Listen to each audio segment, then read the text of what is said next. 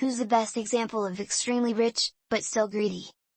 I used to know a billionaire Arab dude from Qatar who obviously lives off daddy's money. Guy literally had everything, from apartment towers to malls and restaurants and Ferraris and Lambos and all the rest. Dude paid me minimum wage. As little as he legally could, and then, I'll never forget, before I knew how rich he was we were discussing shoes for staff for the kitchen. He chose the cheap Chinese plastic shoes. Then he decided, not everyone gets a pair.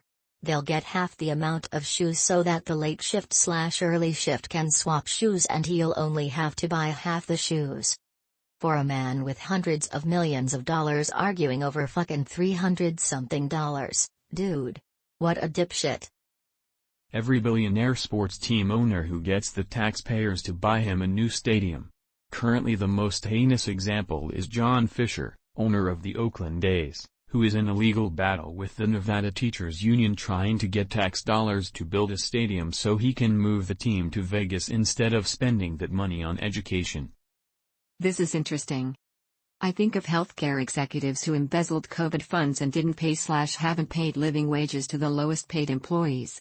I also have been accused of being greedy by family members when they have terrible financial habits, and they want me to co-sign a new car loan. Medical insurance companies that get a majority of their revenue through government subsidies, then turn around and charge people an exorbitant amount of money, oftentimes an entire life savings worth, while still denying them medical care in the end. Galen Weston, president of Loblaws, blamed the rising cost of groceries on suppliers, but did very little to keep their prices lower. Gina Reinhart. Absolutely cunt. Even her kids hate her. The Hamburglar. He lives in McDonald's land and presumably has access to free McDonald's food but still insists on stealing more. McDonald's made $14 billion in profit for this year and still raising prices to cover wage raises is the epitome of greed. They employ a huge portion of the fast food market in the U.S., making them responsible for a huge portion of the poverty in the U.S. Hands down the Walton family, Walmart.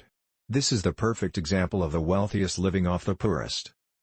Jeff Bezos, worth $168 billion, still makes delivery drivers pee in bottles.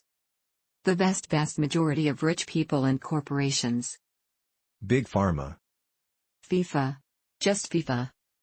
Joel Osteen and other obscenely rich evangelists. Oprah Winfrey. Deleted. The Kardashian family, minus Kourtney. Enough is never enough for them. I single out Kourtney because she actually called out her sister on the show for this. She was like, "I've made my money, now I just want to hang out with my children at home and enjoy my life." Joel Osteen. Ken Griffin.